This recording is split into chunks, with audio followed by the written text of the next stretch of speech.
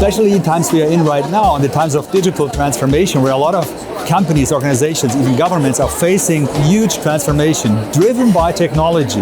It is always very important to see there is the cultural aspect and the social aspect, which needs also a transformation. And for this, design thinking is probably the most holistic approach. So if I really look at it, it has changed a lot. Also with working with the school here, from trying to foster creativity into creating an environment where people can grow and then also become innovators, but also more importantly, change makers and the future leaders. So now when we begin to shift the design thinking idea into our local communities, it will give us the chance to actually address local problems using indigenous knowledge system to be able to address problems in various sectors of life within the African context. So the institution that I work at uses design thinking to improve its curriculum, and we are always updating. We are teaching our students how to use design thinking as well. So I believe that it is evident in our education.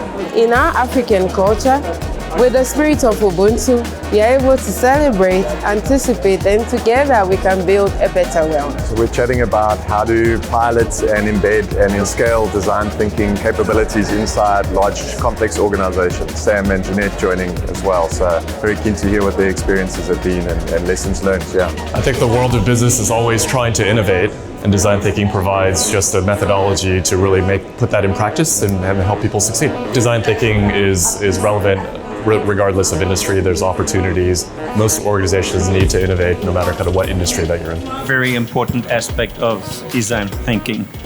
This is the working in teams.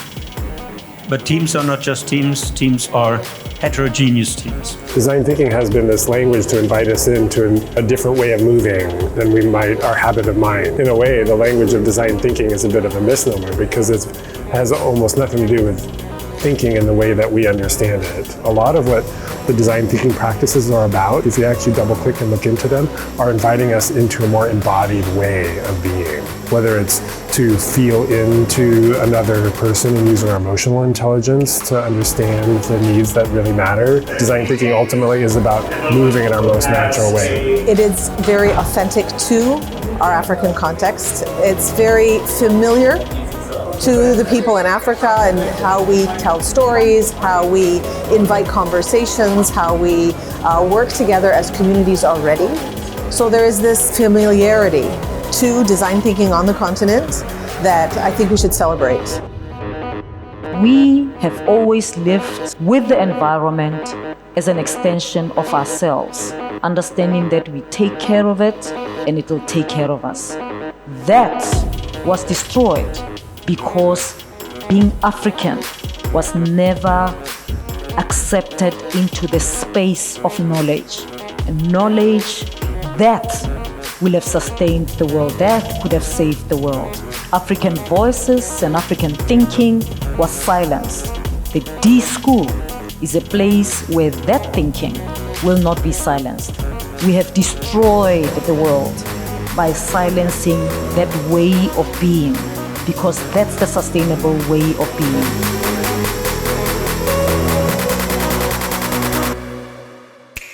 With ICE, I felt like I was part of something bigger than myself. I had purpose with skills that are relevant to my future.